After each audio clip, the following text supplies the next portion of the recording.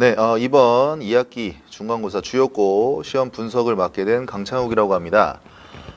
일단은 시험 치느라고 다들 수고 많았고요. 이번 중간고사 같은 경우에는 시험 범위가 좀 많았어요.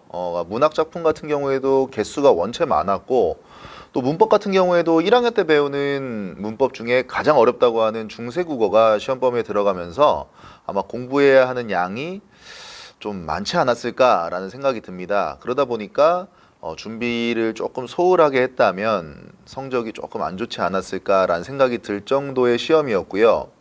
근데 솔직히 말씀드리면은 약간 허무하기도 해요. 문법을 굉장히 열심히 했을 텐데 이게 세 문제밖에 안 나왔고, 그 중에 두 문제 같은 경우에는 뭐 일단 모의고사나 수능 같은 스타일로 나왔기 때문에 어떤 사전 지식을 요구하는 것보다는 보기를 보고 푸는 내용으로 나와서 조금 허무하지 않았을까라는 생각도 듭니다. 뭐 한편으로는 안도했을 수도 있고요. 사실 정말 어려운 파트라서 많이들 고생하는 파트인데, 일단은 이 문법 문제 같은 경우에는 다들 잘 풀었을 거라고 생각이 듭니다.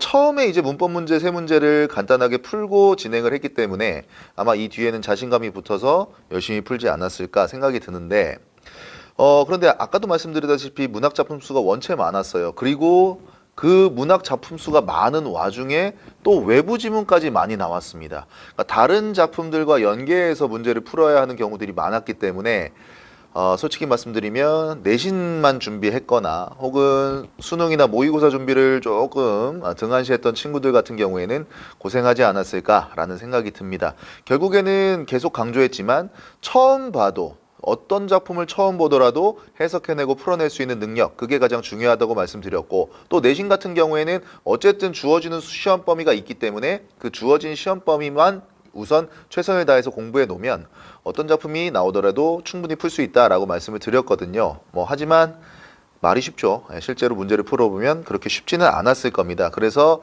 이 외부 지문에서 다들 좀 고생을 많이 하지 않았을까라는 생각이 좀 들게 하는 시험이었다고 생각이 드네요.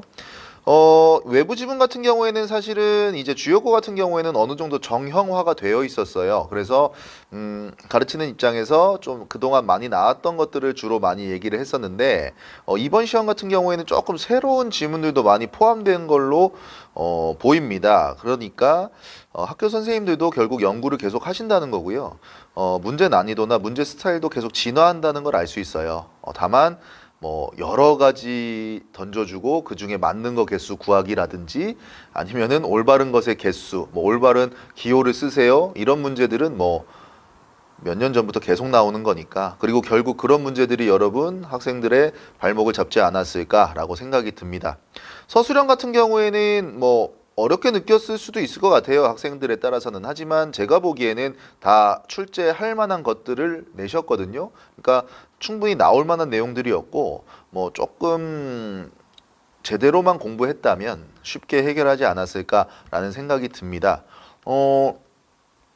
시험 범위 자체가 많아서 좀 어려웠을 뿐이지, 작품이나 이런 것들은 그렇게 어려운 작품들도 아니었고, 또 주제적으로 봤을 때도 좀 명확하게 나뉘는 작품들이었어서 쉽게 해결했어야 되는데, 아까 말씀드렸다시피 조금 주요고만의 그 어려운 문제 스타일, 여러 가지 중에 골라야 하는 것들이나 이런 것들에서 아마 조금 피해를 입지 않았을까라고 생각이 듭니다.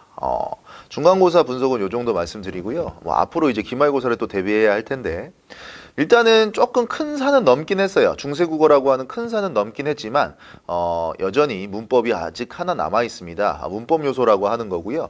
높임 표현이라든지 시간 표현, 이런 것들인데 사실 그 자체는 그렇게 어렵지 않습니다. 하지만 그거를 알기 위해서 미리 배워야 하는 것들이 있어요.